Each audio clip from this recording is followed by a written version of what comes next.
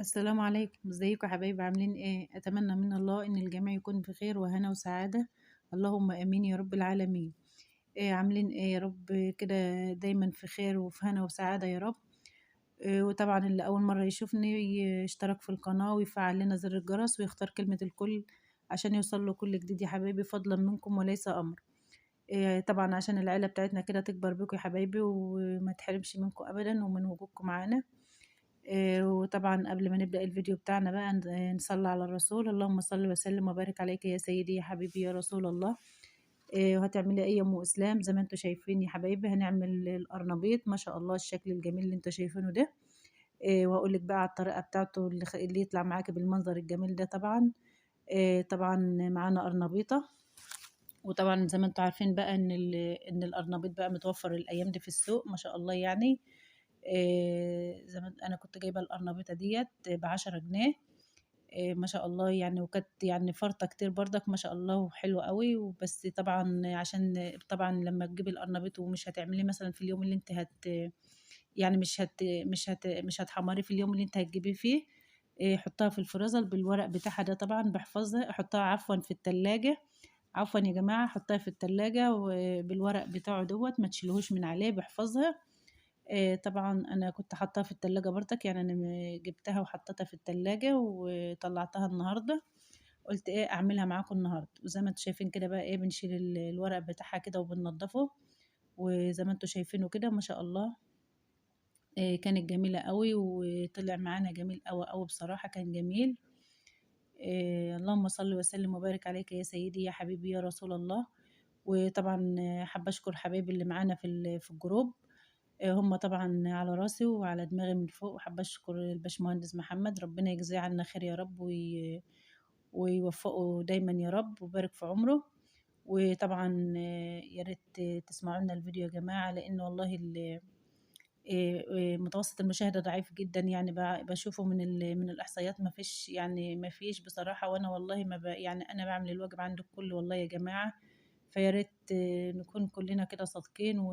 وطبعًا في ناس كتير أنا عندهم وهُم يعني هُم عندي وباروح لهم على طول وباشاهد لهم، وهُم ما بي ما وبانزّل فيديوهات وما بيظهروش عندي بصراحة، بس برضك ما بارضاش ألغي الاشتراك والله. زي ما أنتم شايفين كده بقى يا حبايبي أهوّة، أنا كده فصّصت القرنبيط أهوّة ما شاء الله.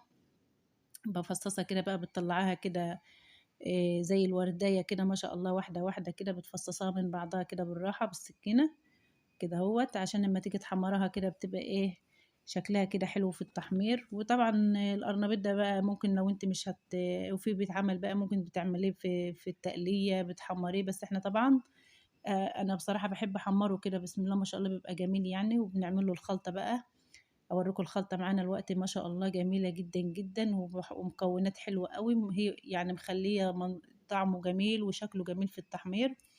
وطبعًا رُحنا بقى كده إيه على البوتاجاز كده كنا حاطين المَيّة بتاعة السليق بتاعتنا، وحطينا الملح. وطبعًا حطيت إيه يا أم مسلم، حطيت رشة من الكمون على الكزبرة طبعًا في المَيّة، لإن عشان طبعًا القرنبيط ده أمّا بييجي يتسلق بيبقى له ريحة كده يا جماعة، دي بقى إيه بتبقى تضيّع ريحة الكزبرة على الكمون، دي بتضيّع ريحة القرنبيط يعني أو ممكن تحطي ريحة فانيليا في المَيّة عشان يعني ما يطلّعلكيش ريحة في الشقة أو كده، ويعمل لِك ريحة طبعًا. فهو زي ما أنتم شايفين كده بقى أهوّة بنسلقه أهوّة، وكده بقى إيه هاطلّعه يا حبايبي عشان برضك تعرفي إن تسلقيه كويس. أنا باحب أسلقه كويس يعني بيبقى مسلوق حلو. وعشان بقى تعرفي إن هو اتسلق كويس تجيبي الشوكة بقى إيه وتعمليها في الجذر في ال في الجذر بتاعه ده. تعرفي إن هو استوى والّا لأ.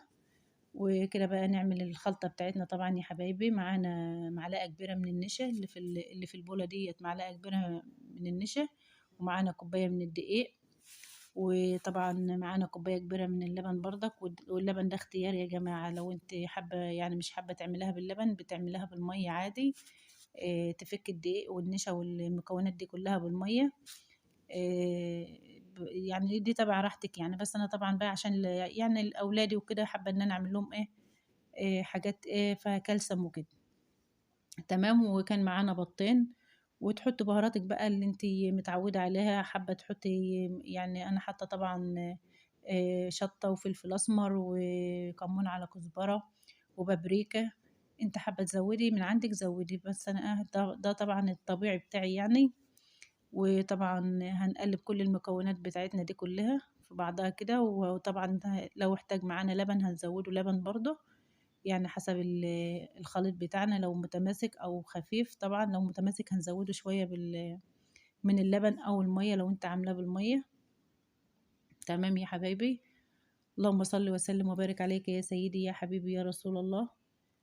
وطبعا لو وصلتوا معايا لحد دلوقتي يا حبايبي ما تنسونيش باللايك بتاعكم الجميل، يا ريت يا حبايبي ما تنسونيش باللايك، لان طبعا انتوا عارفين ان اللايك هو اللي بيرفع لنا الفيديو. كده اهوت يا حبايبي، ونبدأ بقى نقلب الخليط كويس بالمضرب بتاعنا، وانا بزوده اهوت كمان باللبن عشان يبقى ما يبقاش متماسك قوي كده، ونعرف نقلب فيه القرنبيط بتاعنا.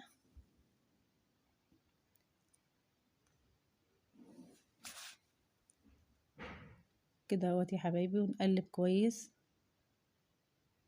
وطبعا برضك هنحط نص معلقة من البيكنج باودر، لان البيكنج باودر ده بيخلي القرنبيط بتاعك منفوش كده وحلو في التحمير.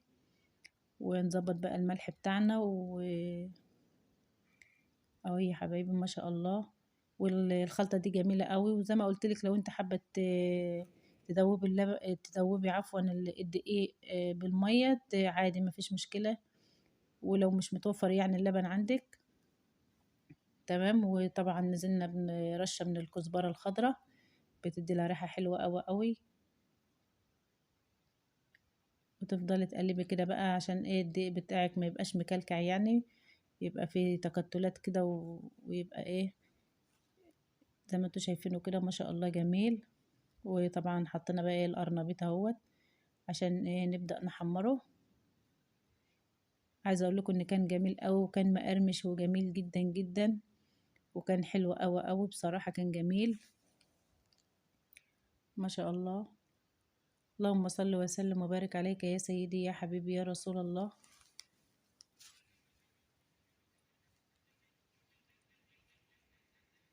وكده بقى ايه رحنا على البوتاجاز بقى بالمقلية بتاعتنا، كنا حاطين الزيت بتاعنا طبعا اهوت.